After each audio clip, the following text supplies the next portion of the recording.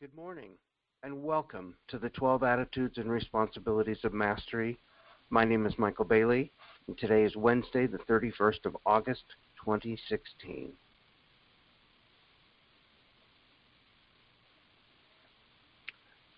This picks up from last week. We were under the subject of fearlessness. And these are called Affirmations of Divine Love. And there's the line in English here, and then the line below it. This is in an ancient language called Anuhasi, which was the very first spoken language in our entire time matrix, which includes basically our universe and 4 others. So this is very old. True love is not blind. God love embraces all, with heart resolute, principle firm, and eyes wide open. Abinadore nasa, yanesedore umestae, jawan ustae, reabentore, imsaide. Fearlessness, recognizing the eternal, infinite nature and unconditional love of the all-oneness. Fearlessness is embodying the living God source and God power within you. Fear is denying the living God source and God power within you. Read the affirmations of divine love above. What does each line mean to you?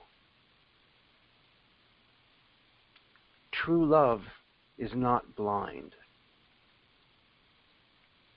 What does that mean? God love embraces all, with heart resolute, principle firm, and eyes wide open.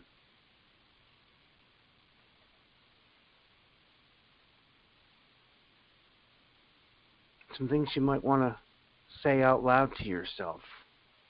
I am fearlessness. I recognize the eternal, infinite nature and unconditional love of the all-oneness.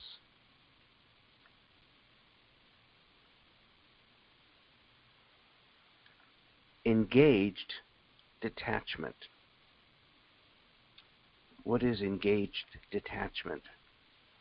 Well, detachment is maintaining an air of separation or detachment from a situation, but at the same time being engaged. It's a very fine line. There's a big drama going on, and we can pretend it does not exist, or we can recognize that by engaging it is where we learn to love it. Looking at the drama. If we can look at the most yucky stuff in our hologram, even on a mass level, and say, well, I am co-creating this with others. I might not be able to do anything about the others part right now. However, I am co-creating this. You can believe what you want, and you would manifest and see the parts of reality that fit your imagined pictures.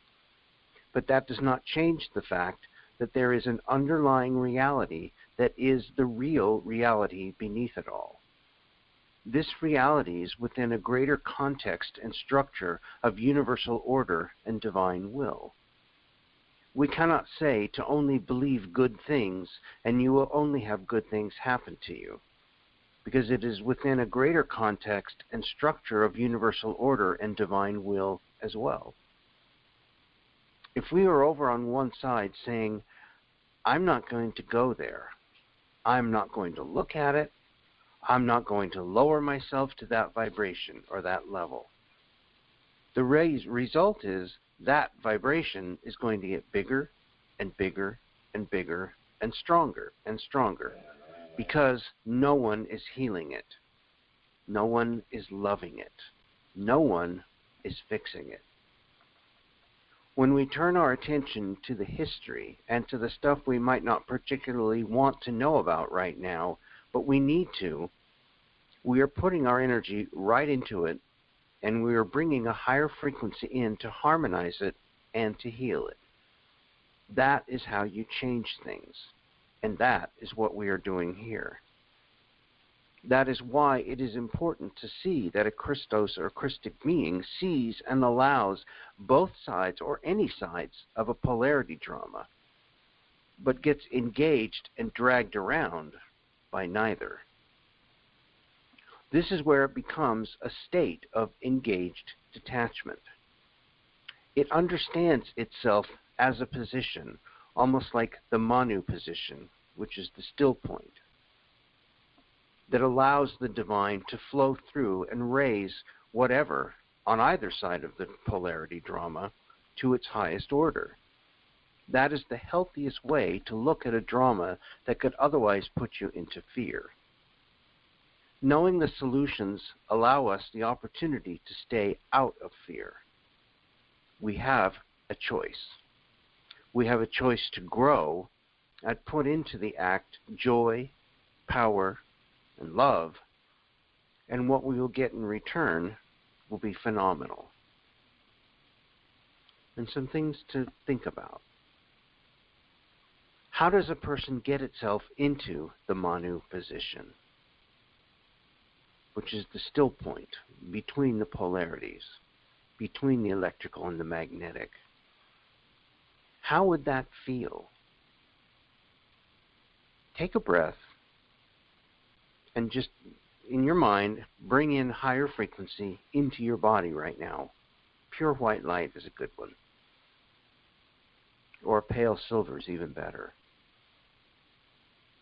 How does that feel? Does it make you feel more centered and calm? Continue breathing and just observe how it feels. And some suggested affirmations or linguistic template reprogramming statements. I am engaged detachment now. I am whole now. I am this. I am. Engaged detachment versus detachment, because there is a difference. With engaged detachment, you are fully engaged, but detached from the outcome. Now, there is detachment where you walk around and say, I am in this world, but not of it. What you're really saying is, I'm just a space cadet. Excuse me, that's how it reads. Space cadet, space cadet. Earth to space cadet. What you are doing is pulling the consciousness literally out of your body and hanging it back here behind you. This is a form of not being able to deal with the world as it is. It is a form of fear response. This is not spiritual evolution. This is called avoidance. And these are called coping mechanisms. Spiritually mature people do not require coping mechanisms. Engaged detachment means that you will get right in there, but it also means that if you're feeling like, that wasn't right, you will stand up for that point. When you get angry, you can let anger and the emotion of anger move through you. You don't have to let it go and rip people apart. That is not being responsible. But people who go into detachment, they shut down their emotional bodies. They basically go into a state of denial. This doesn't exist. They completely ignore that energy. They pretend it isn't even there and put a great deal of energy into blocking it and pretending they have everything all mastered. This behavior like this feeds the shadow. because your emotional body is completely controlled by the shadow or any unhealed aspects of it. And when you push their buttons a little bit, they explode like bombs. And then they wonder where that came from. Sometimes people scare themselves because they didn't know they had it either. That's because you keep being detached. You can only be detached for so long before the rest of you says, okay, I've got enough energy in here. You're not paying attention to me. I'm going to let you know I'm alive. Post-traumatic stress disorder is a result of an extended state of detachment, because you detach yourself. A reality is so uncomfortable or so traumatic that you end up detaching yourself from it without realizing you're really even doing it. It's because what's happening is so traumatic that your body literally stores the experience for later. And then later it comes out in all kinds of symptoms, which we now call post-traumatic stress disorder. But this is the same mechanism through detachment. Engaged detachment means that you can allow emotion, joy, sorrow, all of those things to move through you. You can experience the reality of them. You can share with people who are experiencing those kinds of things. But you don't let them stick or stay stuck. They move through you. They can be in you but not of you. And they move. And when you let emotion move, it changes form. It's because emotion is emotion, energy in motion. So if you try to hold it or freeze it, it's literally going to become matter, because that's matter and energy are the same thing. They just have a different vibratory rate. This is actually the sources of cancer.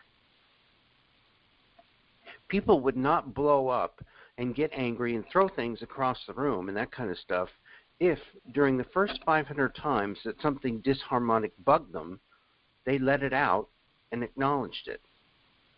But what they do is they don't acknowledge it. And the stress builds up and builds up and builds up, and they get what in those reversals in the strands going more and more and more, and eventually they blow up or collapse. That's where you get the emotional chaos and the chemical chaos that goes with it. Engaged detachment means we can live life. We can like stuff too. You can enjoy having a pretty flower in a vase on your table. You can desire to create a house and do so. You don't have to go into the, I am spiritual, I have no money, I have no positions, I am totally detached from everything in this world. Many people do this. Well, why bother keeping your body here? If you are that detached, why don't you just leave? There is a twist in those teachings to teach you that you've got to be this space cadet from somewhere or elsewhere. You don't have to do stuff like that. But when you get to the point where you're putting yourself up as, I am Mr. and Mrs. Plus, I am so spiritual because I do not do stuff. I do not get attached to people. This means that you don't want to be responsible for anybody that might get connected to yourself, or that might actually have to change. You might actually have to change your behavior to accommodate. There are little tricks inside of some of these supposedly spiritual teachings. If you are engaged, you get right in there. The difference is illustrated in the following situation. Engaged. If you see a little kid running across the street to get a ball and a car is coming, we're talking about a little kid, 2 years old. He doesn't see the car. You see the kid and the car. A detached person would say, oh, well, I wouldn't want to interfere with its karmic pattern. And you watch as the child gets splattered. Engaged detachment. You see a little kid running across the street to get a ball and a car is coming. Little 2-year-old kid doesn't see the car. You see them both. I'm not attached to the outcome here. I'm well aware that if I help, I might get flattened, and I might not be able to save the kid. But I am going to go grab that kid out of the way of the car. You are going to become engaged. You're going to do something. You have the power to change what is there. You're not supposed to just allow it and walk through it and say, oh, everything's fine, just leave it that way. Oh, just let it fall into the black hole. That is just fine. God doesn't mind. There is a difference between detachment and engaged detachment. Engaged detachment implies I choose to be responsible while I am here in a body, and to realize that my energy will affect this place. So I will conduct myself in a way that is helpful. Some things to think about. How often do you zone out and just allow your thoughts to zoom all over the place? Everything you say or do affects everybody and everything in your hologram, whether you think it's so true or not, whether you see it with your eyes or not. Every thought you think creates thought forms. So ask yourself, what am I creating today? What are my thoughts creating today? Start observing your thoughts. What are you thinking? Do these thoughts support you and your alignment with your heroic probability, which is your highest potential path?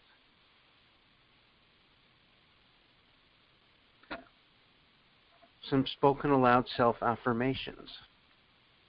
I choose to be responsible now. I am a powerful being. I am this. I am. Then we have engaged detachment and purging. We can choose peace. We can choose love.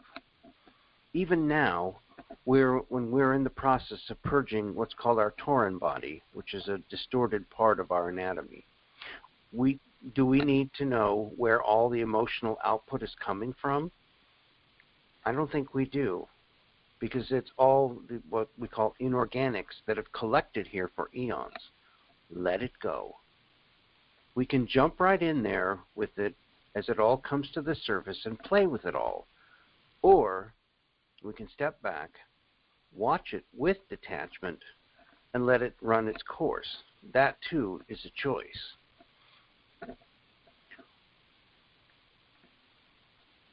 And this is the author speaking here. She says, I watched this ability of choice in my fellow Morocco participants. This was at a workshop in Morocco.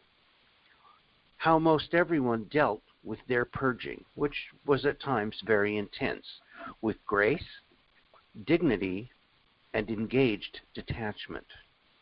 There was no whining, no emotional overindulgence, no victim stance, just a stoic grace that I was honored to be a part of. It was done with true indigo courage and style. The most any of us can hope for to contribute to the Christos realignment mission is to be strong and centered. That is the biggest service we can perform at this time. It doesn't mean being strong and centered and completely detached. It's about engaged detachment. We just need to remember that being centered is also a choice. Some things to think about. Take a moment to feel within yourself. What does grace feel like? What does dignity feel like? What does it mean for you to have dignity. Some LTR statements. I am grace, dignity, and engaged detachment. I am centered now. I am my Christos self now. I am this. I am. Engaged detachment and manifestation. Sometimes it's really hard to see the place of union where the polarities come together, and then not to react to them as if they are polarized. It's not easy to get to a point where you just have a love space with the polarities and not have problems or even challenges in your life. You just have life as it is, and you move through manifestation reality, realizing that you can fully experience things and learn about everything as you do. This is where you have engaged, detached involvement. You cannot do that very easily when you have certain portions of your waveforms, your meons, turn to deons. These are parts of your body. These are high energy particles that haven't been discovered by science yet. They're all twisted in on themselves because these exist in higher dimensions that science is not aware of yet, modern science anyway. This distortion program has created a division in the self. It polarizes 3 DNA strands from all the others, where there is not a clear communication between them. The key is to find the neutral point within you. You can learn to diffuse conflicts with each other in this way. Learn to be at peace. Learn to be the still point that allows itself to perceive and experience as the hologram runs through it. It is in the hologram, but not of it. You can experience reality from peace, which is very different than detachment. Detachment is resistance. And when you're in detachment, you are in polarity. You're on one side or the other. Start with learning to be peace when you begin to use the power of intention with your hologram. I am peace. This is the state of balance between joy and sorrow, between the extremes on both sides of polarity, between joy and sorrow. The still point between them is peace. Between fly away and fight, start from peace and love. I am love. I am a state of vibrational harmonization now. The more you say this to yourself, the more your energies will create that pattern. You will bring it to yourself. At first, you need to learn to objectify it to yourself, to hear yourself say it, to make the statement, to hear the sound. If you say something out loud, you're actually putting it into your past. What we see out here in front of us is the hologram manifest from the one that you had activated in your DNA template right before you moved into the next one. If you want it here, you need to anchor it in your past as well as have it your intention here and now in the present.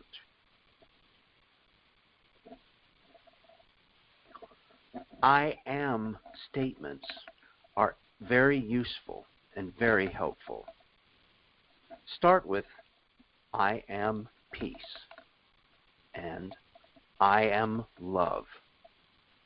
And love is a state of vibrational harmonization. I am this. I am. Do not say, I am that I am. think about what it is you're actually saying here. It is a twist that separates it away from you. I am this. I am unifies. The other one separates. The difference is very subtle. And some things to think about. Find the neutral or still point within yourself. Find the linguistic template reprogramming statements or affirmations with which you resonate and make them part of your daily routine. And here are some suggestions. I am. I am peace. I am love. I am a state of vibrational harmonization now. I am this. I am. The key to manifestation. The key to manifestation is stating from the still point, I am peace, and stating from absolute engaged detachment, I am love. Once again, love is a state of vibrational harmonization. This means I am everything, the vibrational field around me. I am this. This is me. I am in love. Literally in love. Being surrounded by it. When you become in love with your unified field and your universe, everything changes in the hologram. You can walk it and be in it and not be of it, and it can move through you, and people can be who they are. You can respond with peace if you are peace. You cannot give peace to somebody or a situation if you are not of it. You have to be what sets the hologram. You cannot give what you don't have. And as an example, if you don't have love for yourself, how can you possibly give it to someone else? Same thing with peace. If you are not at peace, or if you're not peace, how can you give it to someone else? I am peace. I am love. I am abundance.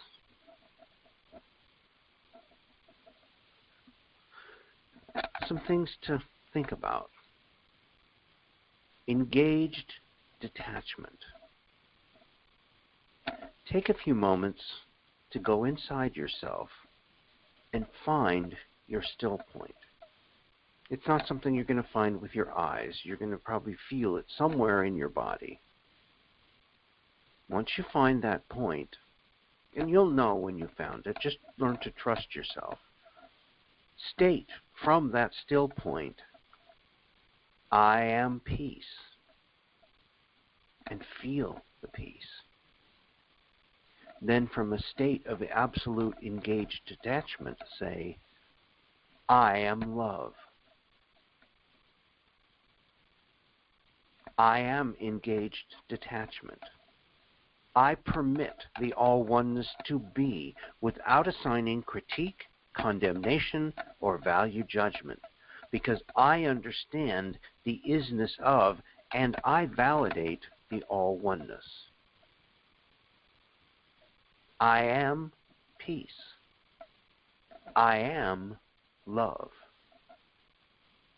I am abundance.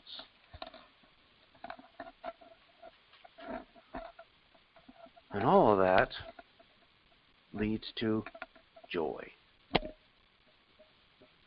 Living by your limitless joy is the greatest form of defiance, and living by your limitless fear is the greatest form of compliance.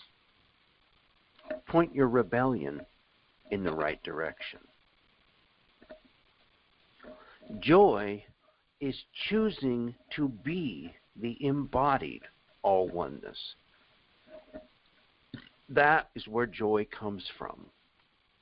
When you learn what the parts are to get these frequencies and these levels of consciousness open in your body, you are making the choice of joy. You progressively experience more and more joy. Some of these New Age teachings, they teach you detachment, saying you have to learn to go beyond emotion, beyond joy and sorrow. We think this is not a good thing, because emotion changes, it grows and expands, where you begin to understand why all sorts of things are allowed. Many people ask, why does God allow bad things to happen to good people? Well, the simplest answer is because everyone has free will choice. And what comes with the gift of free will choice is the acceptance of the law of action and consequence, or lack of action and consequence. So the emotions, they don't flip between polarities so much. And then they actually expand into just one emotion, a state of ecstatic joy where everything is okay. But you will still do engaged detachment if you can shift things to a higher level and serve in their healing. You know, I thought I knew what a state of ecstatic joy was until recently. I was watching a movie, and the movie brought up all kinds of stuff. Sometimes they say your hologram speaks to you. Well, when I was watching this movie, my hologram spoke to me. And it reminded me of some things that when I realized these, I realized that I have always known this. And I was in such a state of ecstatic joy that I was crying, almost hysterically. My roommate thought I was having a mental breakdown. He kept asking me, who died? What's wrong? Because he'd never seen someone in a state of ecstatic joy. It took me like 15 minutes to convince him that I was really okay, that I was really fine.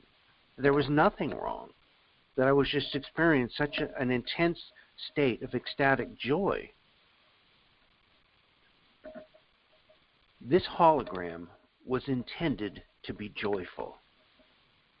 It was intended to allow God to explore itself and to find out more about itself by making itself into many faces, each one of us. That is what is meant by we are all one, because we're all little pieces of God. But when God puts itself into little pieces down here in the lower dimensions, especially if it allows part of its DNA to be turned off, it completely forgets that. There is only one consciousness in the whole entire cosmos. There is only one identity in the whole cosmos, and that is you. That is God. There is no difference. Joy comes through personal empowerment, through your own natural embodied structure. Your body, literally, that is your connection to God's source.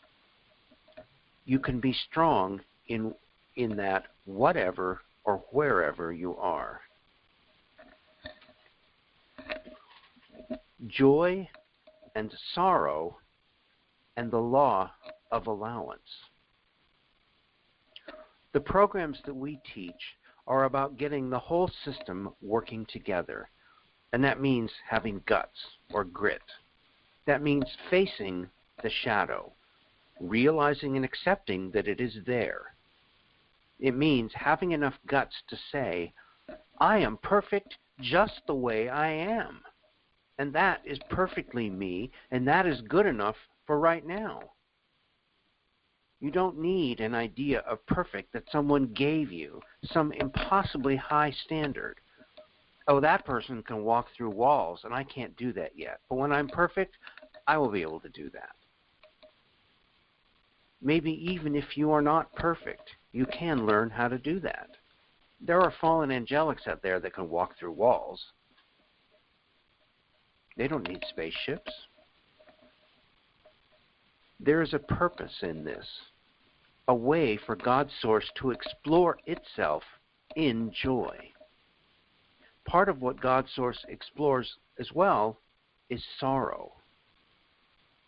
Joy and sorrow on the level of God, of the unified field, are not perceived in the same ways that they are down here. We're in the lower dimensions. While we are in polarity, joy and sorrow can be very extreme. You can feel very deep pain here. But when we are at one with Source, we can comprehend the experience of pain of those within certain levels of densities where that registers as a very real sensation. However, God's Source and ourselves, in the place where we are at one with Source, understands the isness of all things, the way it was created to be. God's Source does have a preference. There are other twisted teachings that tell you that God's Source does not have a preference, that good and evil are all the same thing. Well, in a certain way, good, evil, and good, or good and evil, are all the same. But God's Source does have a preference. The preference was set within the creation of this time matrix that we exist in as a free will matrix that was meant to be a place where God's Source could create itself as beings to explore life. That is the entire purpose of existence. This was meant to be a place where God's Source could create itself as beings to explore life. And it has a preference. It had a certain parameter that as long as that intention was kept intact, then that was good. That was fine. There was a lot of leeway within there. If Source got itself into the hologram and found itself in a certain form that wanted to create an experience of sorrow for itself, it had every right to do that. It had the freedom to do that. However, if things got out of control and certain groups of Source that forgot that they were God's Source decided that they were going to inflict themselves on other groups of God's Source who knew that they were God's Source and wanted to create a different hologram. So, God's Source would rebalance. There is a preference for goodness. God's Source is not indifference. It would be sad if God's Source was indifferent and didn't really care if the fallen angelics trashed this time matrix and sucked it into a black hole. Because that's what their agenda is, really. If it did not care if people were tortured and brutalized, if God's Source did not care about what its parts felt down here, God's Source knows we are part of itself. If your toe hurts, you know it. It disrupts your day, and you walk around limping. God's Source feels each and every one of us. So there is a preference for what we call joy here, what we call harmony. However, God's Source also has a huge tolerance for allowance, because allowance is an honoring of the free will gift that was given in the first place. As original divine intention set creation in motion upon a premise of free will choice, God's Source recognized that the undesirable potential for opposite expression existed inherently within the desired expression of free will creation itself. Though creation of opposite expression was not the intention of God's source, nor was the creation of evil as a counterforce a desired exploration upon which God's source chose to embark. God's source recognized that the potential for opposite expression, or evil, must be allowed in order to fulfill the original divine intention of individuated free will Christic expression. Understanding this paradox, God's source thus imbued the divine design of original creation with the law of allowance, and its unavoidable translation into cosmic physics mechanics of the law of tolerances, or the law of divine balance. There is a part of us that exists within God's source that there is a great victory and a joy felt, just like a parent perhaps raising a child. You watch that child come to the point where you don't have to control it anymore. You taught it enough and gave it enough of yourself that it became a sentient being unto itself. It had its own ideas and still made good choices and expressed beautiful creativity, things that you might have not have even thought of creating. As a parent, that child can bring you such great joy when you watch it carry the life force. It can also bring you great sorrow if it starts to do really messed up things, like become drug addicts.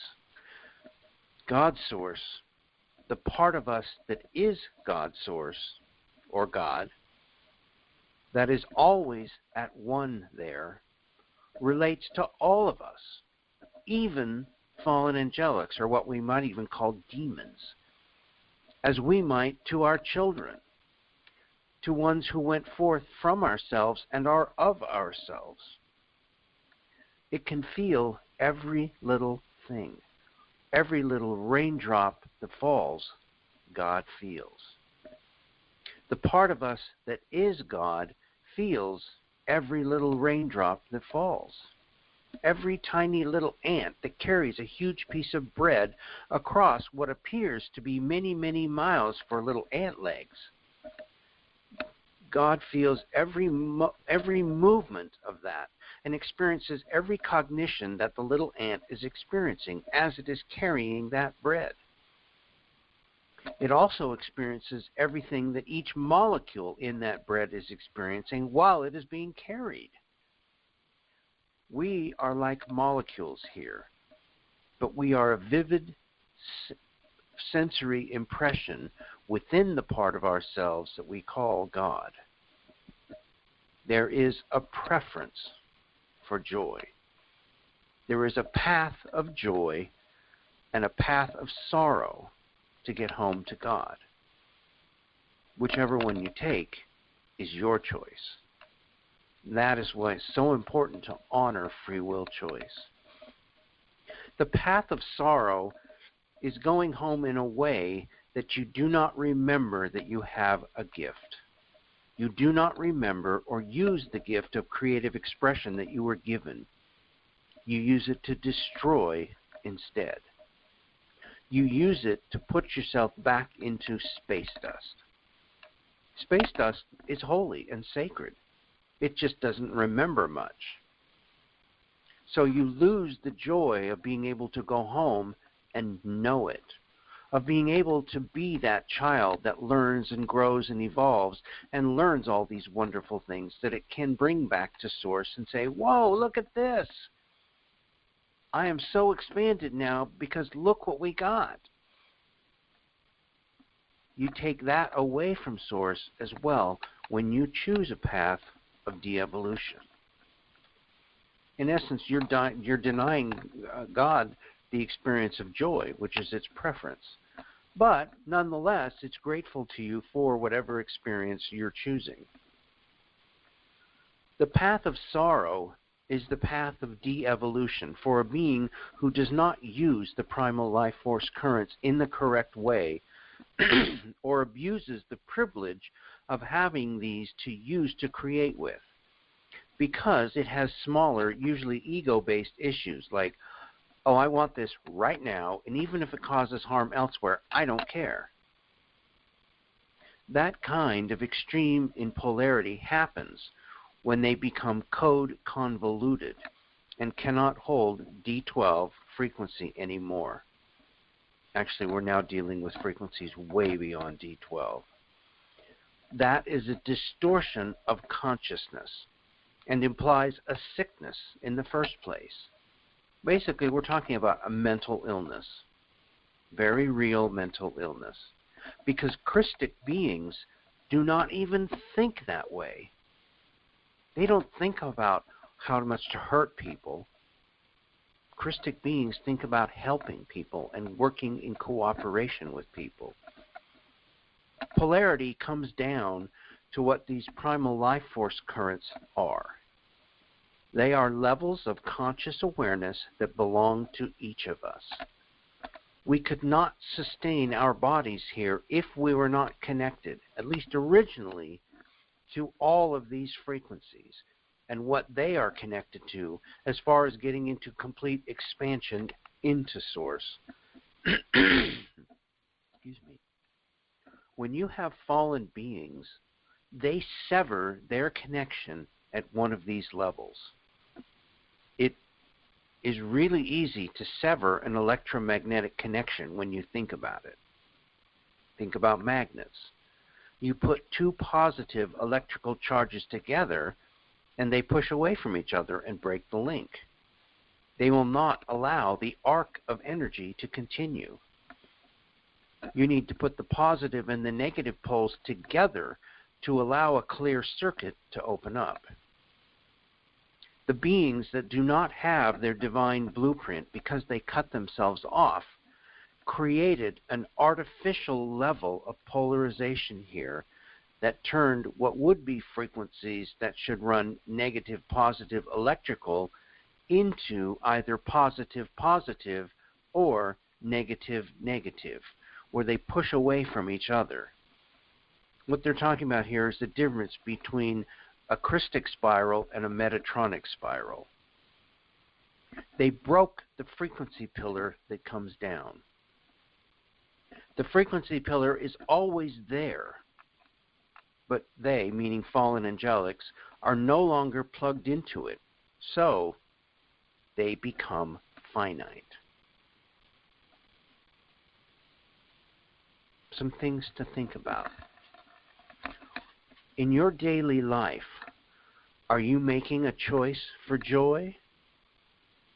Do the words you use and the thoughts you think lead you towards joy or towards sorrow? What does joy feel like? Can you feel the difference between joy and momentary happiness or momentary satisfaction? I am perfect just the way I am. I am perfectly me. I am joy. I am this. I am. Joy and pain. You can fully acknowledge both joy and pain and allow both polarities to run through you. And when they can run through you and you do not assign a value or push either one of them away, they transmute. Literally, particle and antiparticle come together, they fuse, transmute, they turn into antimatter and ascend to the next level up. You progressively transmute the polarities so that you can expand yourself back into God's source. Something to think about. Joy. The 6 steps toward personal joy and the 6 steps toward joy with others. And we'll end here for today, and next week we'll pick up here and we'll start with the 6 steps towards personal joy and the 6 steps towards joy with others. Thank you, beloveds, for joining me.